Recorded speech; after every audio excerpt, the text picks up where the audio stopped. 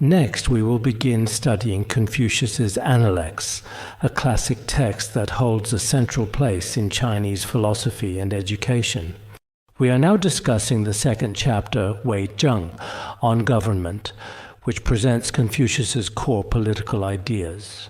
Generally speaking, any politician, writer, or scientist tend to produce a wide array of creative and intellectual works that genuinely and profoundly reflect their unique perspectives, individual thoughts, and deeply personal creative ideas and concepts.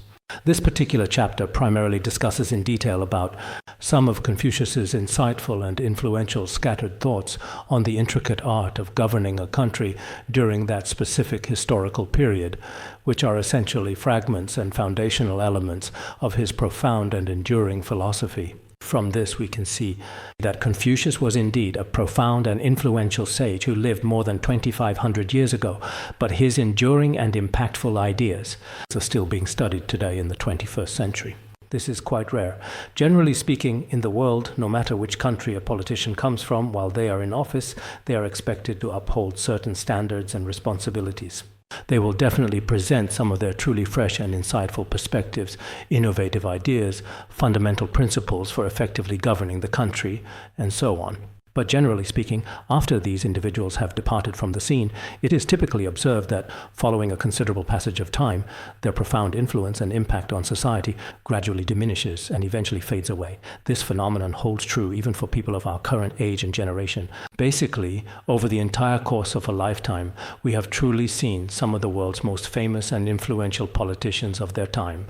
When they were in office, they must have put forward many innovative and groundbreaking new ideas, including their significant and influential works, and their various remarkable and truly great achievements that were meticulously recorded and documented in books. People were also very eager to learn from them, but now, after several decades have already passed, a considerable amount of time has elapsed. Almost no one pays attention to them anymore. So, at times, we can confidently say that Confucius's profound political thought is also truly and remarkably significant. It has not faded away even after such a long time. Across many successive dynasties it has endured. The text itself dates to more than 5 centuries before the Common Era, over 500 years prior to year 1 of the calendar, including, for example, the history of the Han region. Ever since the ancient and historically significant Xia, Shang, and Zhou dynasties, the 3 kingdoms, the 2 Jin, and the northern and southern dynasties, then moving on to the Tang, Song, Yuan, Ming, Qing, and so on. So many dynasties. For example, in a single dynasty, how many were there?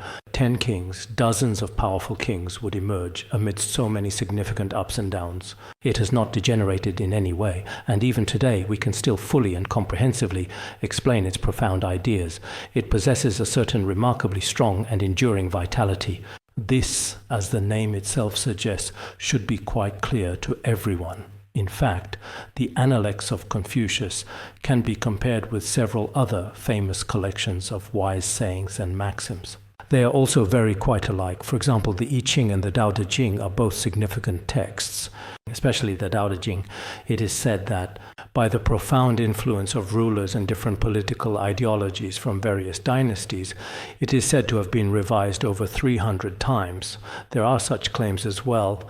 There exist numerous excavated editions of Confucius's Analects, and throughout different dynasties in Chinese history, the work might have been edited, reshaped, or selectively emphasized according to the policies and strategies of various rulers. As for Confucian thought, in fact, different kings and different ministers in different eras, it also underwent some changes.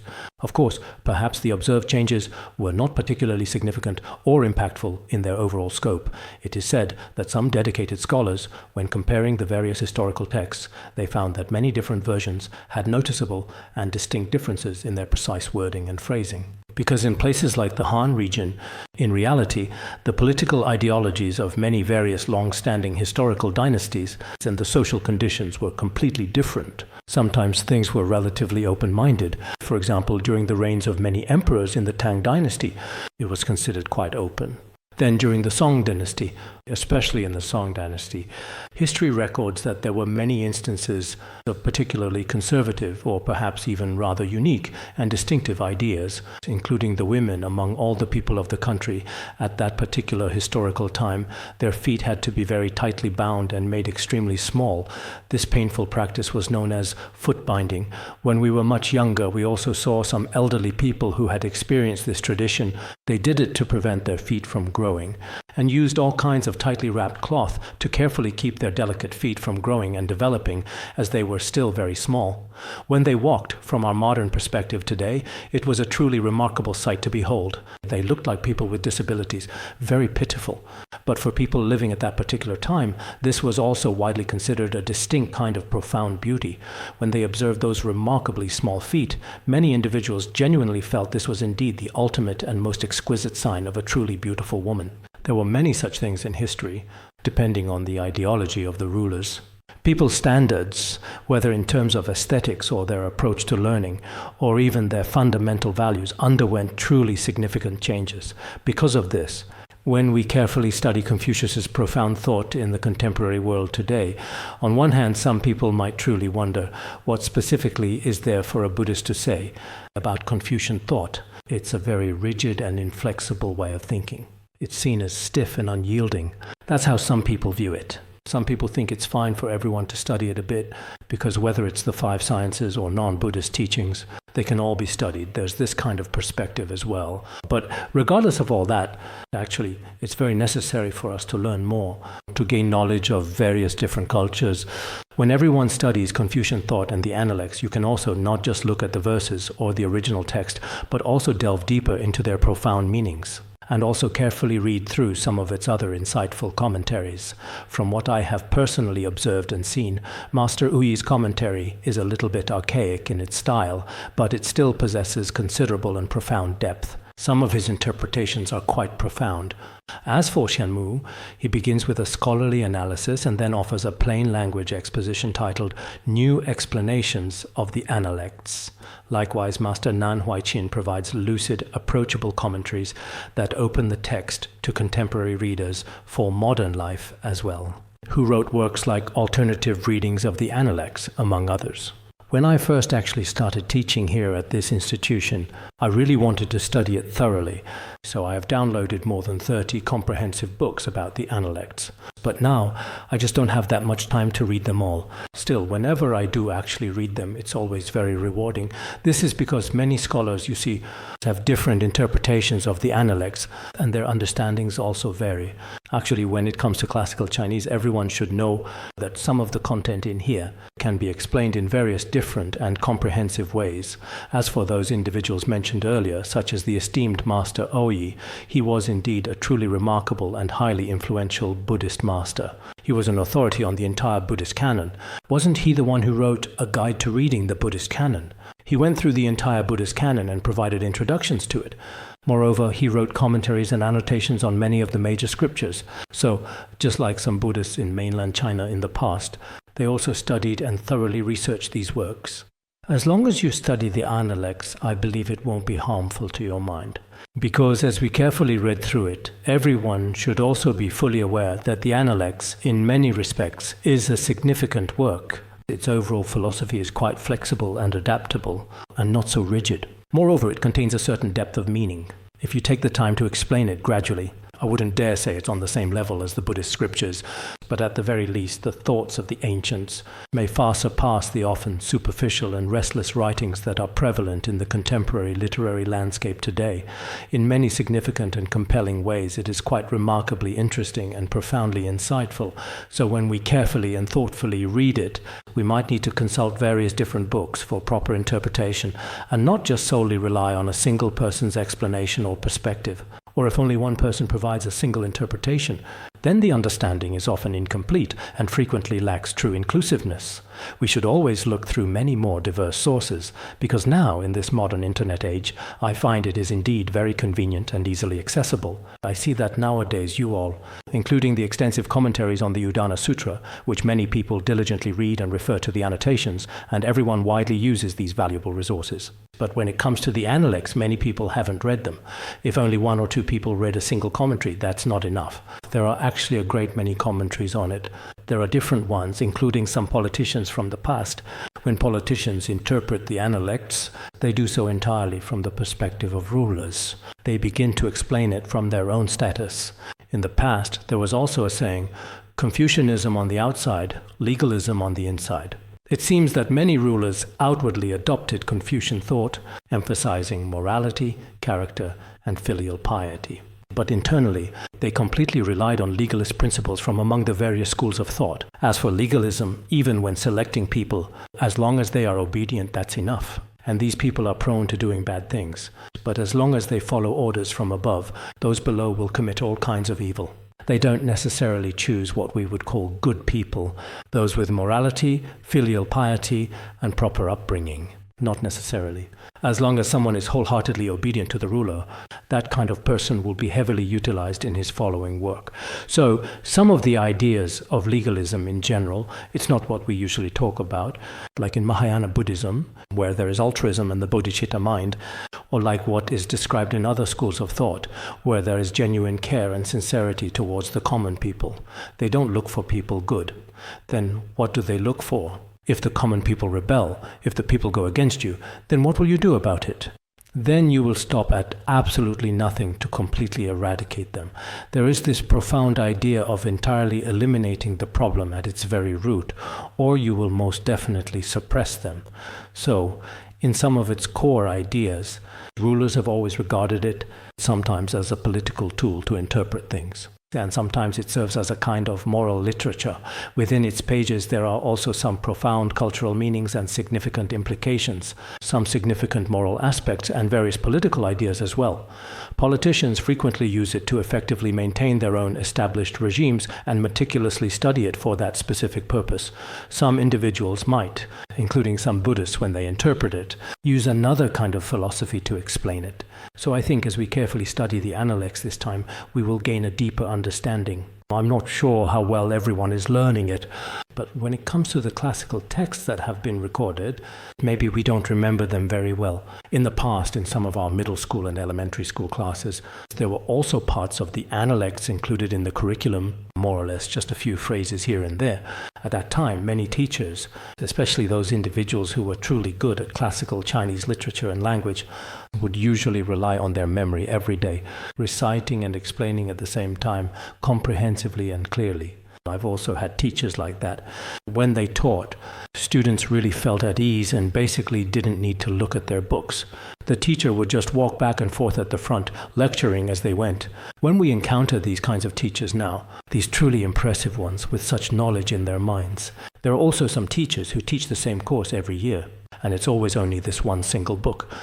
In the end, the book becomes completely worn out and quite yellowed, but they rely on their valuable notes and annotations in that book. They just read out those annotations.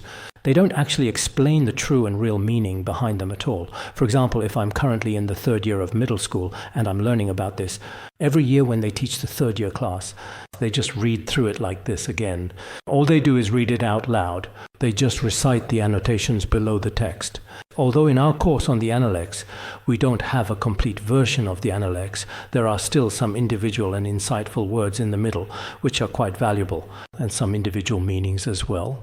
So if we look at our overall learning during the entire process of studying, no matter what it is that we are learning, we should always integrate other schools of thought and different perspectives, and read more books from different perspectives. Now, when we talk about academic study at the Institute, the other day, some Khenpos and people from the Academic Affairs Office were also discussing this very important matter, and they said that it shouldn't just be about exams. On a day-to-day basis, we need to rouse our spirit for study. It should be animated by a genuine love of learning. Otherwise, if we find ourselves studying only for examinations, for the sake of attending lectures, or merely to collect a score or a grade, the heart of learning is in the end lost. Then it really might not be very effective at all. That's precisely why in this modern era, many young people nowadays tend to watch all sorts of rather superficial and often fleeting things in the world around them, which may initially seem incredibly entertaining and engaging at first glance, but in reality they lack any real substance and don't have much meaning, nor do they offer any real benefit to one's own development. Some modern people, including certain online streamers, as well as some notable singers and popular celebrities, the language they use, the things they say, are more easily accepted by people. But for one's own mind, to truly immerse itself in the thoughts of the great sages of the past, to truly absorb the profound nourishment of their wisdom, there may be fewer and fewer people who genuinely do so. So, for us to study this kind of traditional culture is actually, for us, supposed to be quite genuinely interesting and remarkably engaging. Today, we will continue our detailed discussion. Today, we are talking about Wei Zheng learning to seek official position. Confucius said, "Hear much, leave aside what is truly doubtful, and be cautious in speaking of the rest. Then you will make very few mistakes. See much, leave aside what is truly perilous, and be cautious in acting on the rest. Then you will have very few regrets." If your words bring few mistakes and your actions bring few regrets, fortune lies within them. Here we have someone named Wei Zheng. Wei Zheng was also a disciple of Confucius. He was rather straightforward in his dealings and also quite extroverted by his very nature. He wasn't exactly a particularly meticulous person either, often preferring a more spontaneous approach to things. He was the kind of person who was a bit rough around the edges. He was 48 years younger than Confucius, such a person. He specifically inquired about the process of learning to seek an official government position. Here, learning probably means to ask for advice. Ganlu. Gan means to seek after. Lu refers to reputation, official position, or even wealth. It means that Wei Zheng is indeed asking about these very important things. How to get rich, how to become an official. Isn't it true that nowadays many people want to get promoted and make a fortune? A lot of people want to and just get started on that path. He was probably someone at a leadership level. He was the kind of person who wanted to climb up, who wanted to advance. So he started asking himself, how can I truly get rich? How can I acquire fortune and a good salary? And how can things genuinely go well for me? Basically, he was asking about matters related to wealth. Then Confucius replied to him like this: "Hear much, leave aside what is doubtful, and be cautious in speaking about the rest. Then you will make few mistakes." First, there are two aspects to this. One is, if you want to obtain a good salary and good benefits, then first you should listen widely and attentively. You truly need to hear opinions and knowledge from all sides, considering diverse perspectives, and listen as much as possible continually. Don't be especially ignorant and uninformed, completely unable to understand anything at all, truly knowing absolutely nothing whatsoever. It's precisely like what we very often say, being shut inside a bag, not knowing anything, muddled and confused. Some of us, when we go out, come back not knowing anything. When asked, we know nothing. But according to Confucius, it shouldn't be like this. We should listen more. Whether it's good or bad, we should listen to all perspectives. After listening, set aside what you're unsure about. If there are some particular things you're feeling confused about, you should put them aside and keep them in a completely separate place. For example, when you happen to hear all kinds of different opinions, you need to be selective among them.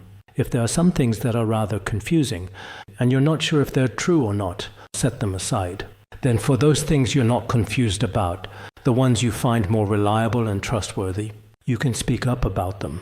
As for all the rest, you can mention them really quite carefully and cautiously. You may have heard a great deal, but only a small portion of it.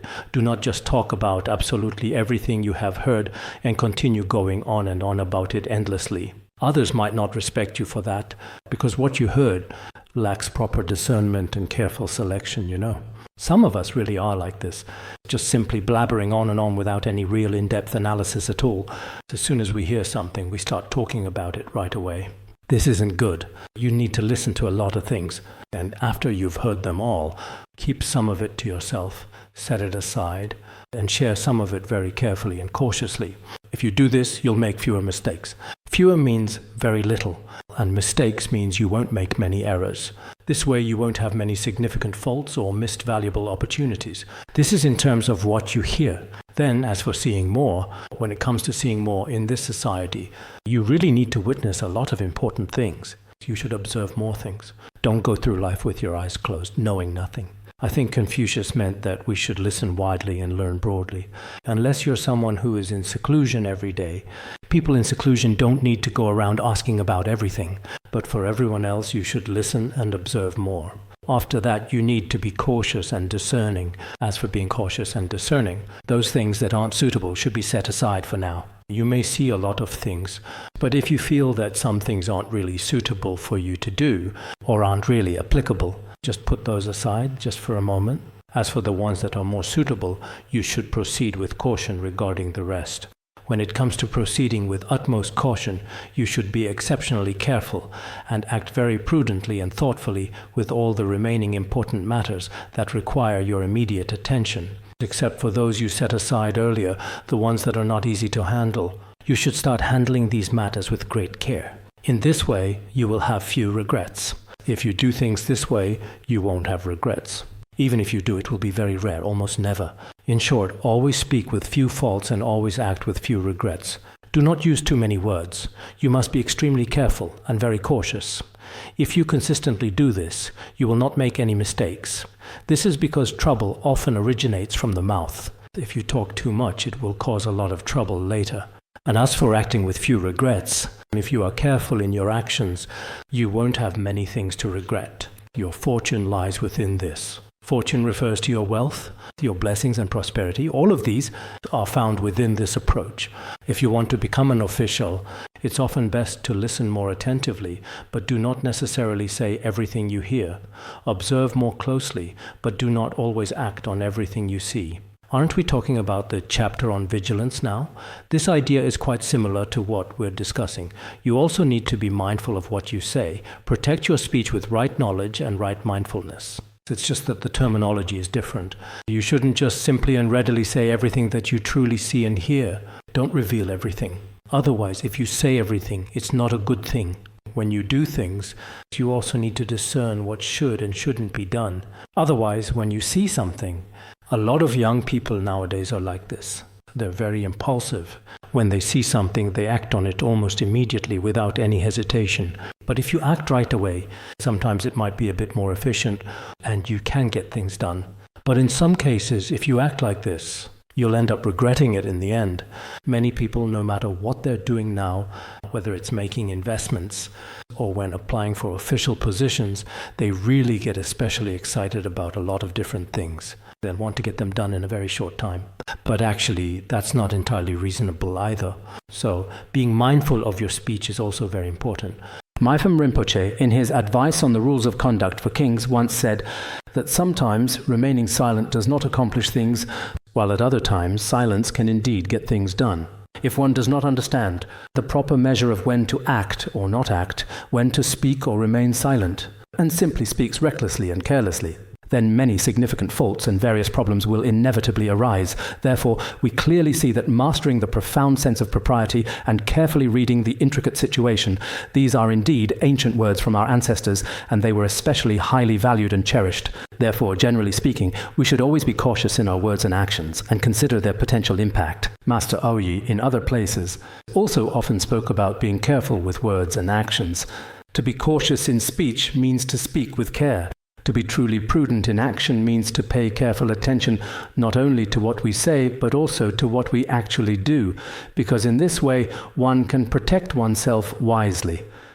A person with such profound wisdom is very mindful in both speech and action. In this way, one will not encounter any difficulties, many troubles, adverse conditions, or intense suffering. Of course, whether this particular interpretation is perhaps a bit too conservative can certainly be interpreted quite differently by various people. For us monastics, for example, the profound philosophy of Confucius is indeed quite suitable and appropriate for our way of life, because both our speech and actions are more in line with it. But for those in business or the commercial world, and nowadays even people in official circles are really very, very mindful of this, indeed. We basically see that leaders and dedicated civil servants who currently hold official positions now, at this very moment, they are directly subject to certain specific constraints. Basically, they don't dare to say a lot of things, nor do they dare to do many things. In fact, their behavior is quite similar to that of monastics. They are bound by their own positions and professional constraints. This is something that happens naturally. So whether they are more sensitive or more cautious, that's just precisely how it inherently is. However, if this particular kind of philosophy is presented to people within the business world, for example, it could be perceived quite differently. It might be considered a bit too traditional or perhaps even quite conservative in its approach. This is primarily because, generally speaking, when conducting business, especially when dealing with certain Western economic theories and established principles, they might tend to say more. And when they speak, they often tell more lies. For example, they might actually say, this particular product costs such and such an exact price. In reality, it only costs 5 yuan, but they claim it originally sold for 135 yuan. Now, if I sell it to you, I'll give it to you for 55 yuan. With that price, I can't even cover my costs. But even if I can't cover my costs, it's still fine for me. Now, because I only have one item left in stock, so I'm still willing to make some kind of sacrifice. A lot of this comes from a kind of Western economist's way of thinking. As acknowledged by the great masters of old, doing business inevitably gives rise to all kinds of unwholesome actions, except for two. It usually does not involve sexual misconduct or the holding of wrong views. All other kinds of negative karma are accumulated in it. Actually, these things are basically present. So in different situations, it might be different from officialdom or the business world. But as for the Wei Zheng chapter, from the perspective of a seasoned politician, it should indeed be like this. Actually, there's also this very important point here, and it's worth noting, because as for Wei Zheng here, he really, truly, and deeply wanted to get rich and become a very important official, indeed. But he talks a lot and does a great deal, yet many of the things he attempts are ultimately unsuccessful. So Confucius, in very tactful and diplomatic language, said, if you truly want to get rich and prosperous, don't talk too much, speak honestly and sincerely. But as for Wei Zheng, even though he was a student of Confucius, he usually wasn't willing to listen to others' opinions either, nor was he willing to pay attention to many things. He just insisted on doing many things his own way. In this kind of situation, Confucius used tactful language with him, saying, you still need to observe a bit more. And of all the things you see, you don't necessarily have to do them all, but you should pay attention and do a little bit. Then you should also listen more to others' opinions, but you don't have to say everything out loud. You should still speak a little less. So in an indirect but very effective way, Confucius was also teaching this particular person according to the specific situation. So generally speaking, for example, when other people raise some important questions or when you encounter certain challenging situations, you should always be like Confucius and have a kind of flexibility. This is extremely important. In today's contemporary terms, we often call this essential quality adaptability. One must truly know how to be accommodating and flexible. Because when he encountered something, he would immediately and readily adapt himself according to precisely what best suited the particular situation. If you don't know how to adapt, even if your knowledge is especially profound and deeply insightful, it may not actually be particularly suitable or practically applicable. In the past, within the bustling and innovative environment of Edison's laboratory, someone from a prestigious university, one of the top universities, perhaps a doctoral student at the time, or maybe not, anyway, it was someone with the absolute highest academic degree who came to the laboratory. After he arrived, he immediately looked down on absolutely everyone in the entire laboratory. At that particular time, Edison specifically gave him a very important task, a large transparent centrifuge bottle completely filled with clear, pure water, and assigned him a challenging and urgent task, asking him to, as quickly and accurately as possible, calculate its precise volume. But no matter how he tried to use all the knowledge he had learned at his previous school, he just couldn't figure it out, because the bottom of the bottle was perfectly round, and the top was a long, narrow, and slender rectangle. So all the formulas he knew from before, whether for circles or squares, or even triangles, if he tried to use those formulas, he couldn't get the answer. Later, Edison smiled and gently poured the water slowly out from the container into a square-shaped cup, and then he was then able to calculate it. So nowadays, some people, are saying, just focus on studying blindly. For example, study Madhyamaka, Buddhist logic. When you encounter a problem, what you've studied, you won't have trouble. But when it comes to a different kind of problem, the things you learned before are very hard to apply to this new situation.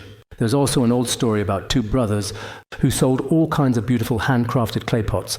These pots had many different and intricate patterns adorning their surfaces. After being carefully fired in the hot kiln, hundreds of these precious items were finally transported to the distant other shore.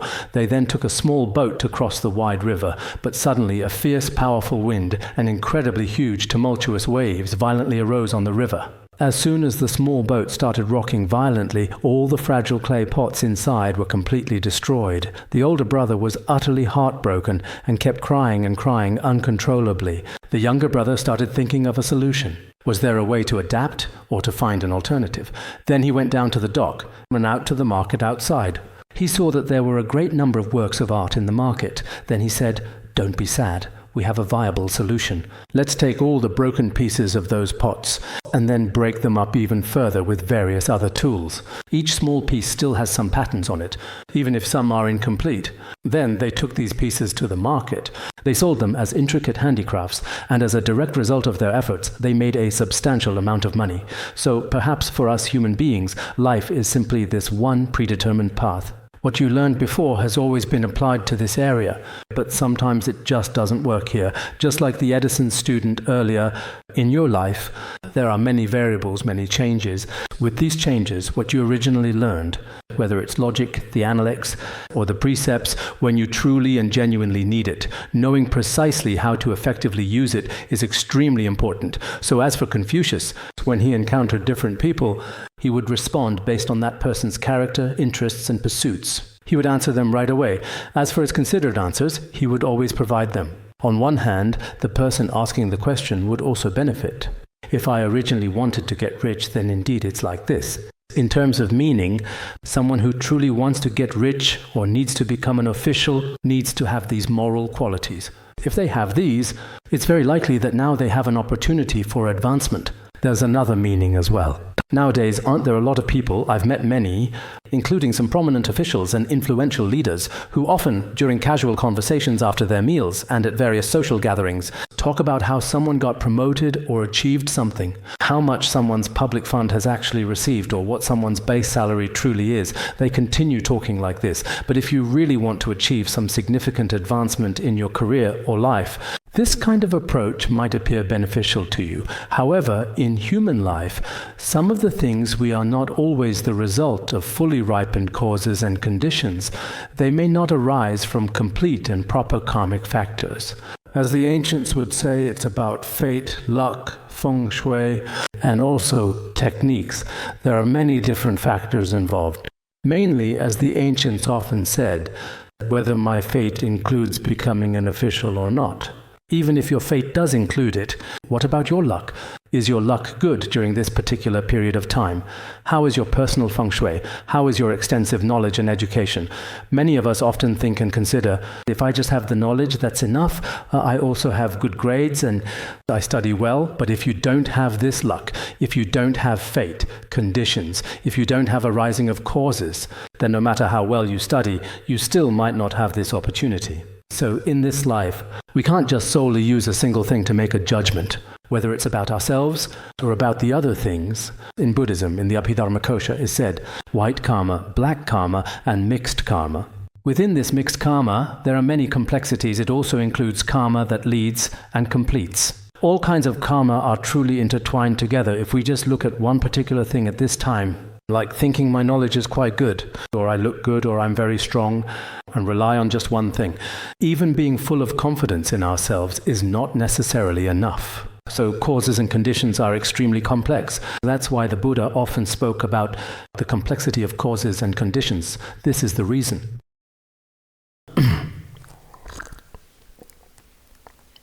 Next, it thoroughly discusses Confucius' views on official positions.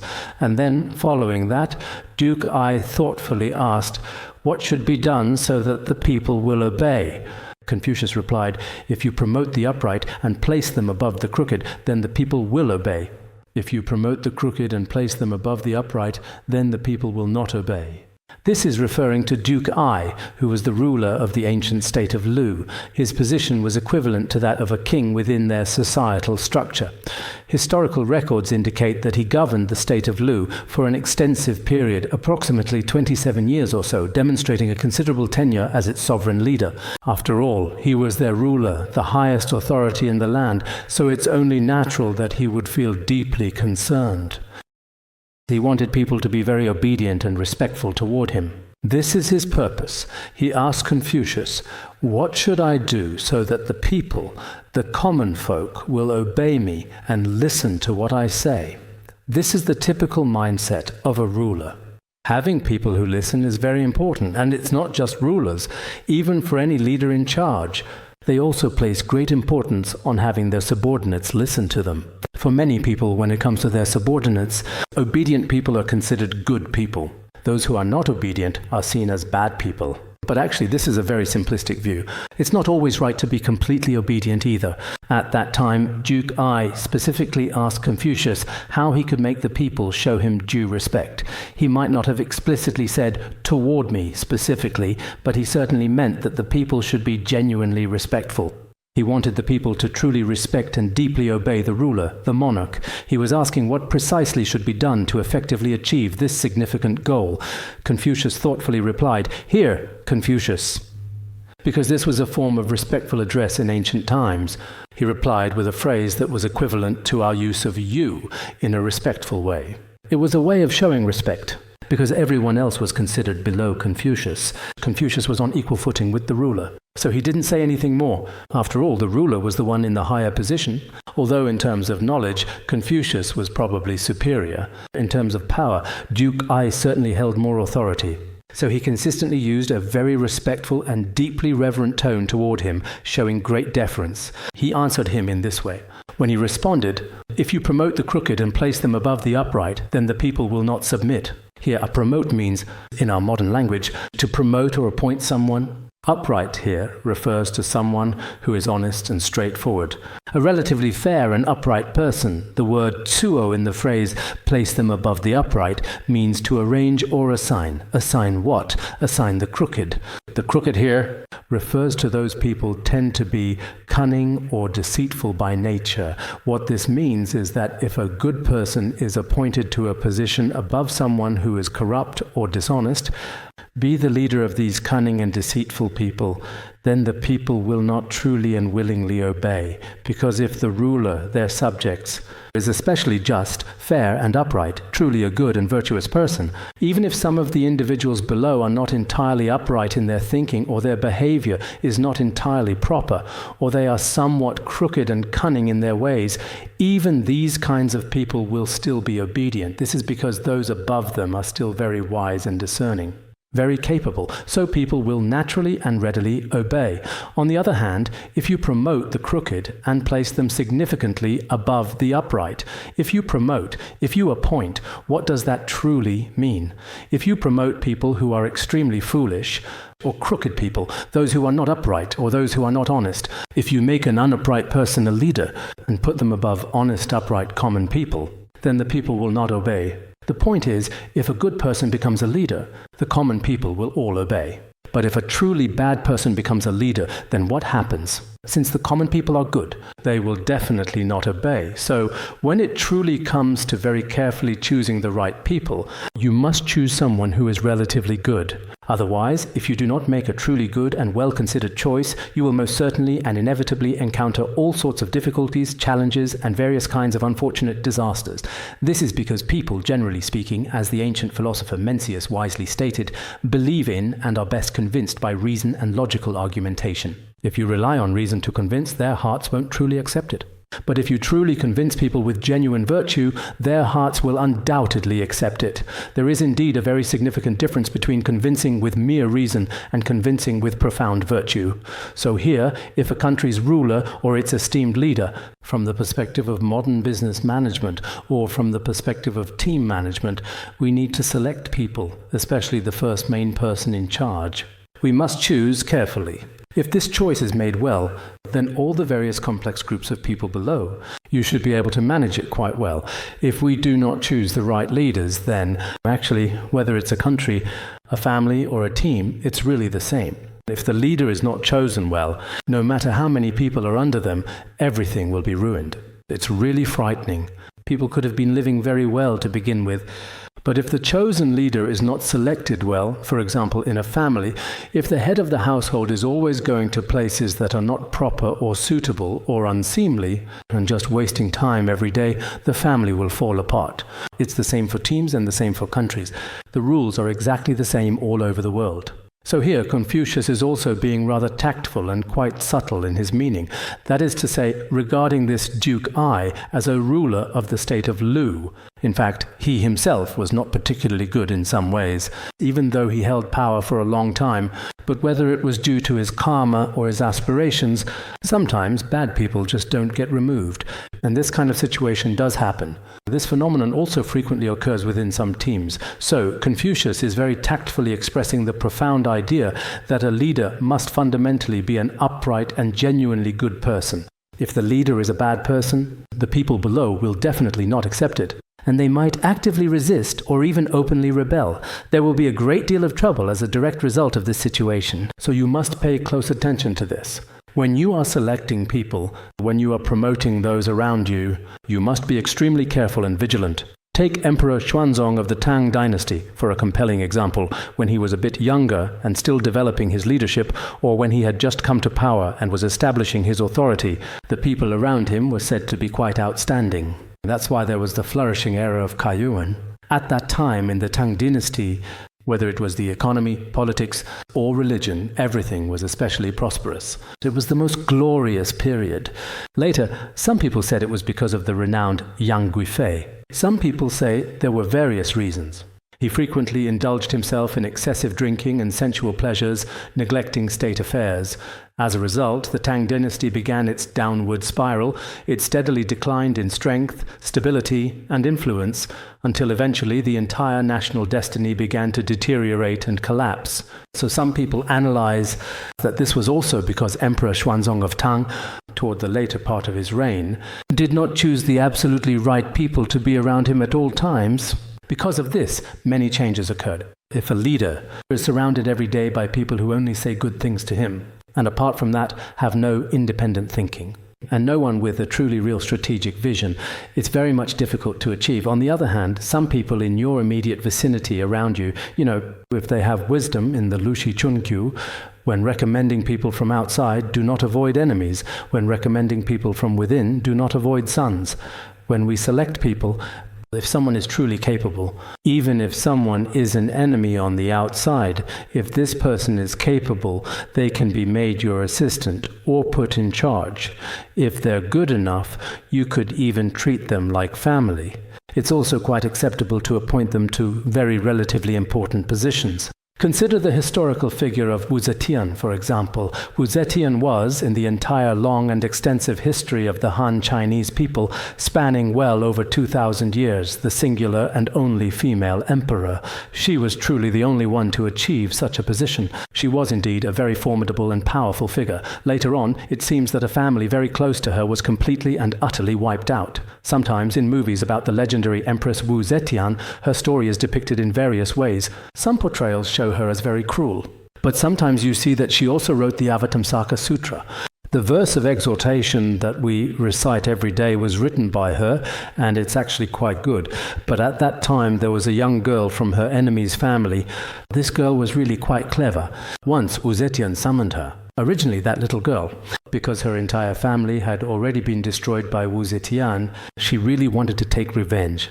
When she was filled with thoughts of revenge, one time that girl was called into Wu Zetian's palace, and Wu Zetian said to her, she asked, "Have you wanted to take revenge on me?" Because her father and her older brother had all been killed by Wu Zetian. Wu Zetian said, "If you want revenge, you can kill me today."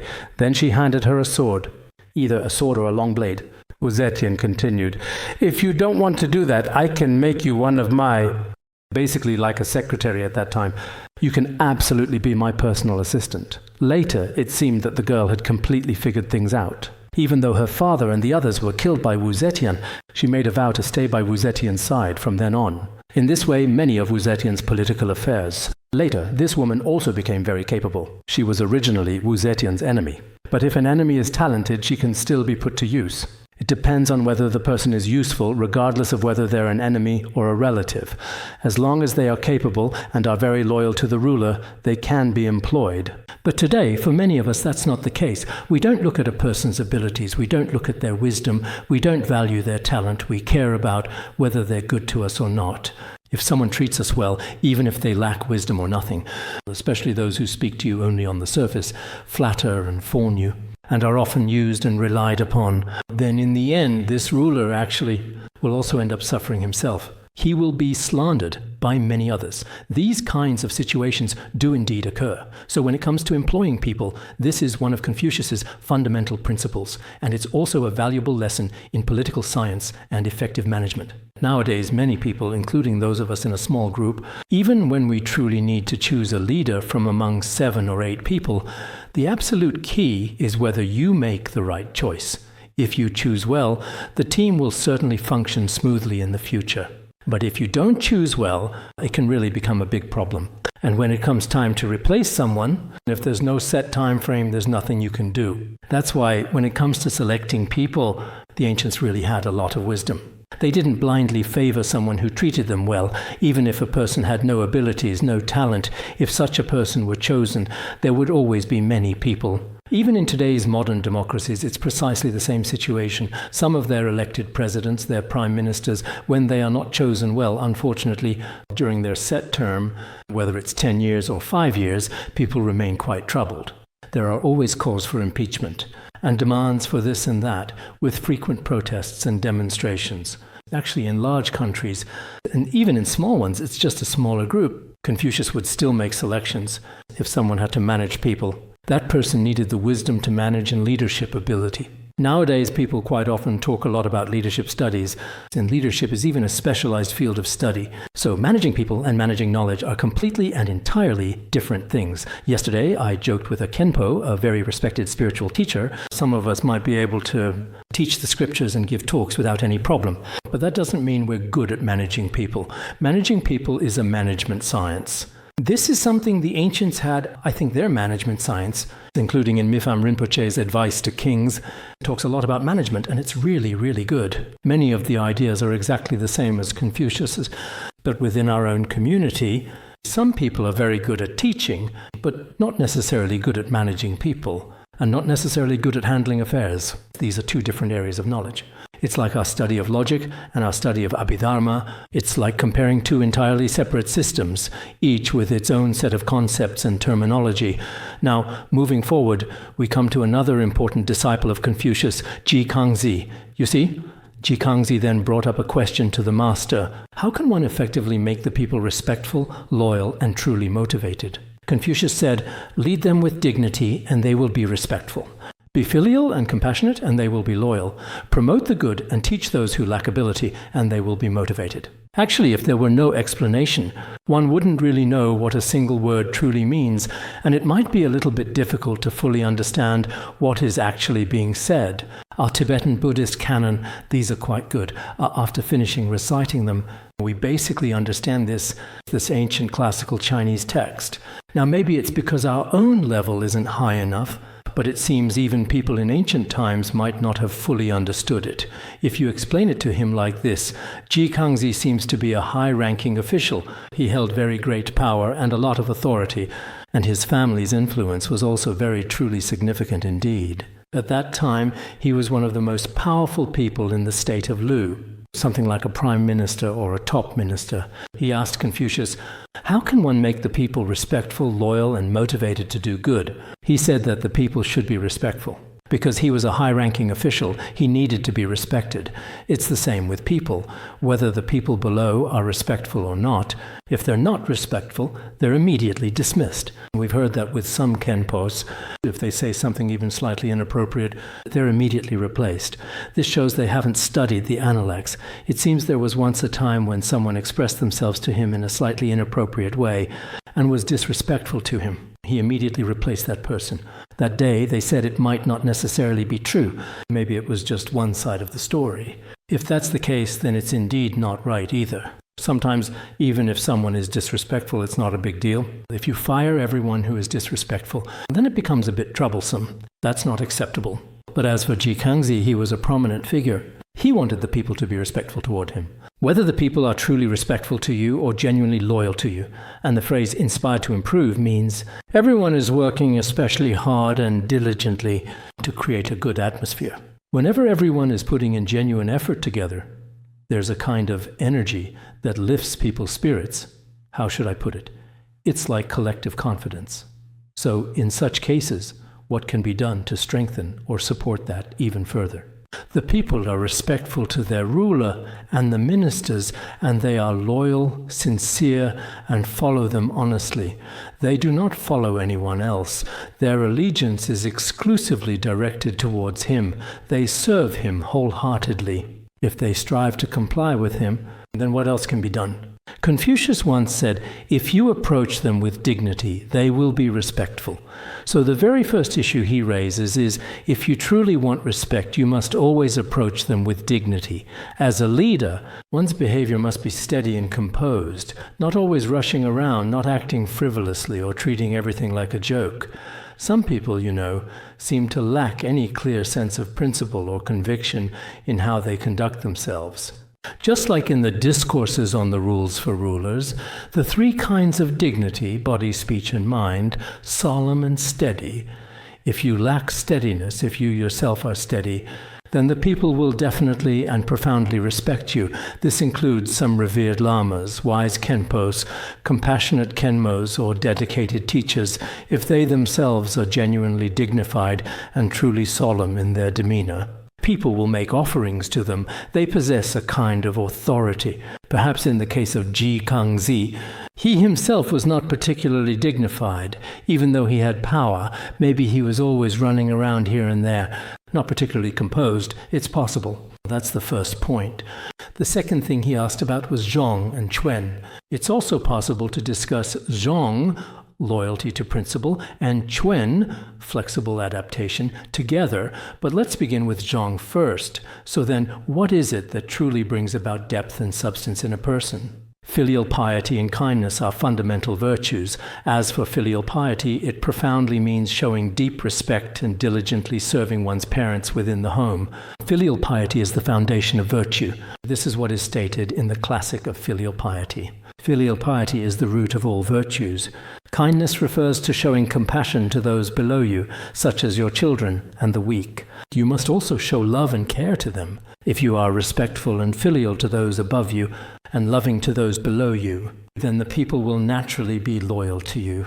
Because you are a good person, treating both your superiors and subordinates well for someone like this, then the people will naturally be loyal to you. This is how he answered.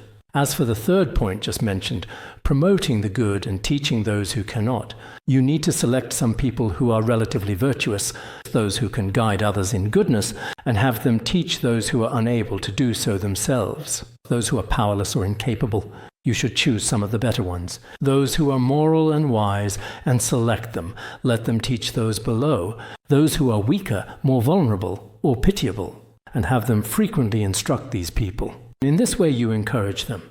By genuinely encouraging them like this, everyone is deeply and profoundly moved. It truly creates an inspiring atmosphere, a magnetic field that uplifts people. You create this kind of positive environment. Everyone is very happy and content. Because when you choose a good leader, the people below will all be especially obedient. The whole setting, the entire atmosphere is elevated. In this way, the country prospers and the people live in peace. Everything is very good indeed. So, as we have previously mentioned earlier in our discussion, if a gentleman is not dignified, he will not command respect. If a gentleman is not solemn, or if he cannot control his body, speech, and mind, then he will lack authority. He will have no deterrent power, no influence. Others will not trust him either.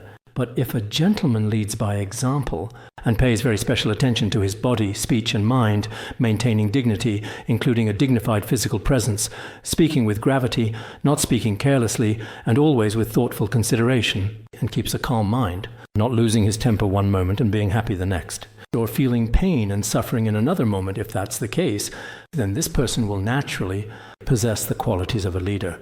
With these qualities of leadership, people will surely show you respect and diligently follow your lead without any significant problem. So Confucius' profound words are also, in another tone, directed at this individual who is referred to as a so-called minister, Ji Kangzi. His name at that particular time was something along those lines, a designation that was quite common during that historical period. Ji Kangzi Yanzi. There were quite a few historical figures with the character Z in their names.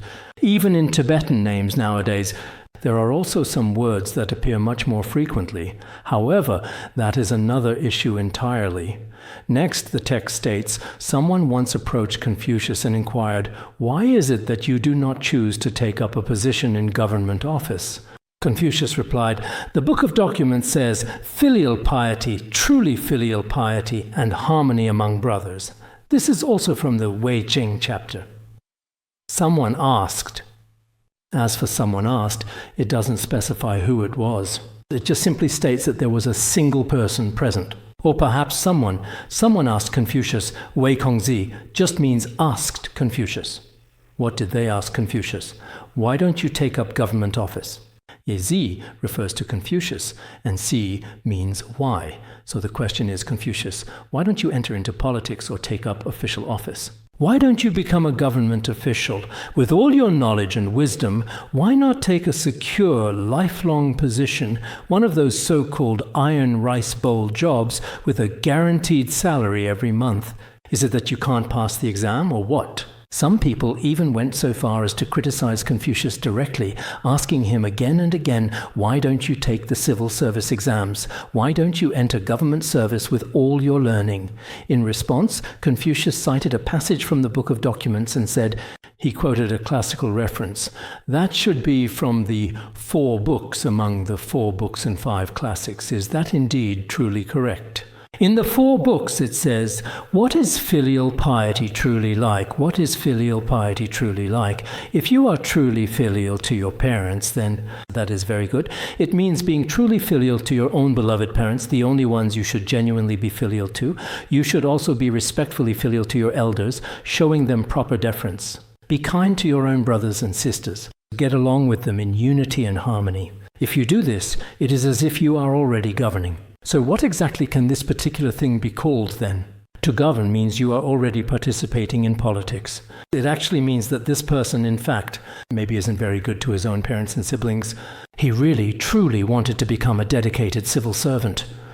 That particular day, there was an experienced civil servant who thoughtfully shared that ever since he passed the rigorous civil service examination, he has been taking care of his beloved elderly mother all by himself without any assistance. There are a few other civil servants who say he is our role model. This is really admirable. I asked, why is that? His own mother has always stayed here, maybe because there's no one else at home or something like that. Probably no one can help to take care of his mother, so he cooks for her every single day himself. Among civil servants, there are also some individuals who are, how should I put it, rather unique and distinct. His mother might not even be that old, but he's always unwilling to leave her at home alone. He never treats her as a burden.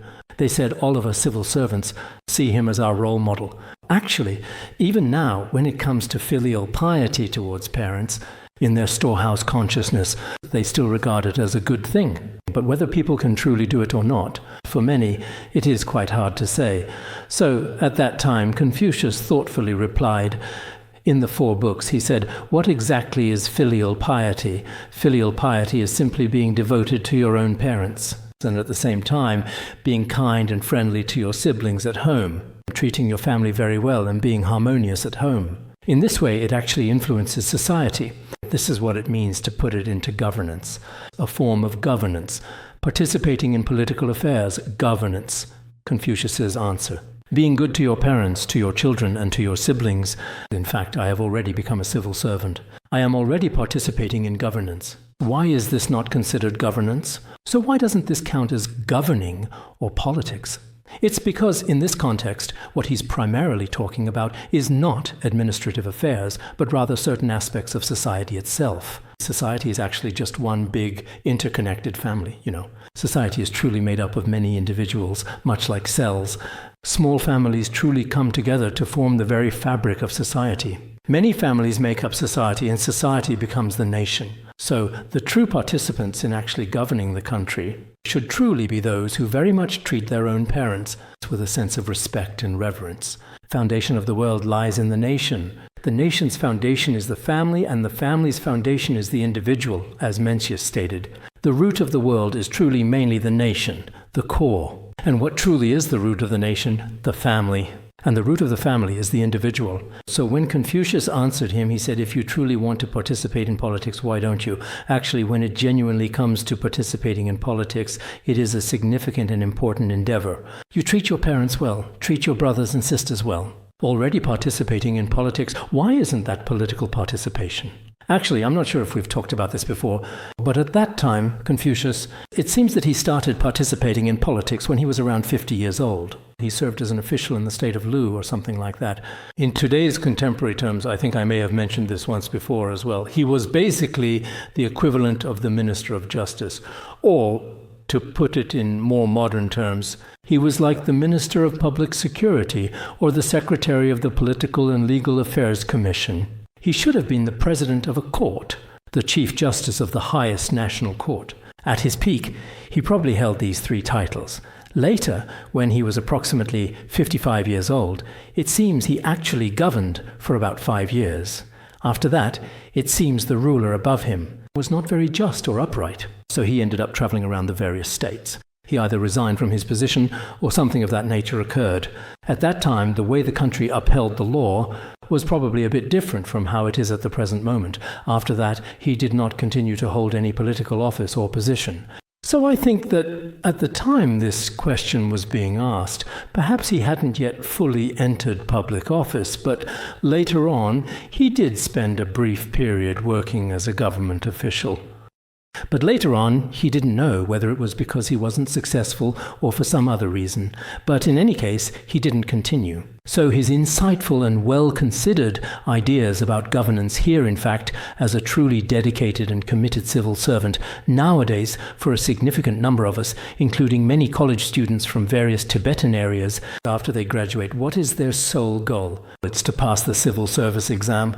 If it seems like they can't pass the civil service exam, they actually feel embarrassed or even feel like they can't go on living. But that's not the case. The number of people needed for civil service jobs is actually very small. Nowadays, to get a civil service job, for example, in a certain field, there might be just one opening, and thousands of people are competing for it.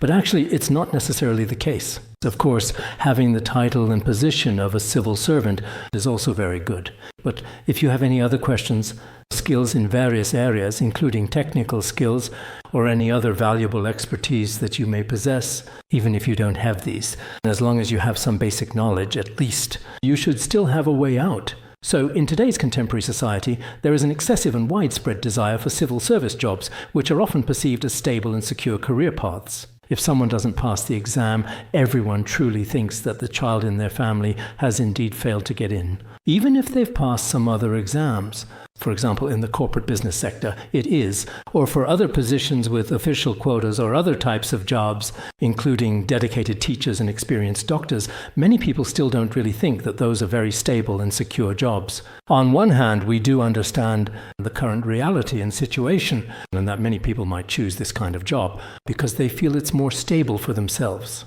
But on the other hand, society doesn't need that many people in these roles. So if you insist on squeezing into this group, there will definitely be some difficulties.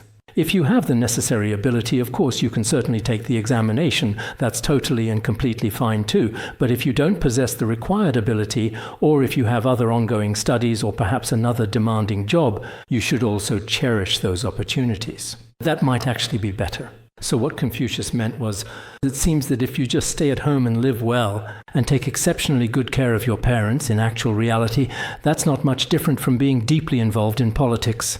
Perhaps this particular person, could it possibly be that he's not very good to his own parents or immediate family members, but really wants to go into politics?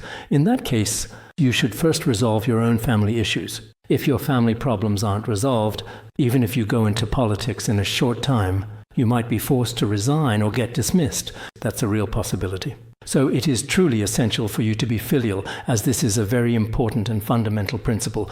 Perhaps that is precisely the core idea being thoughtfully put forward here. All right, that's all for this part.